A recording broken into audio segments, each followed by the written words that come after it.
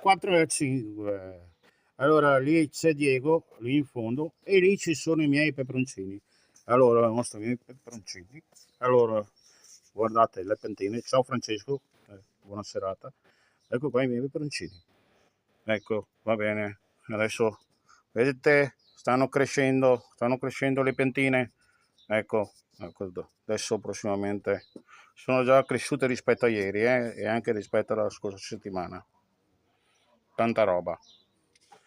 Qua vedo una piccola piantina, ma non so ancora se sarà qualcosa di valido.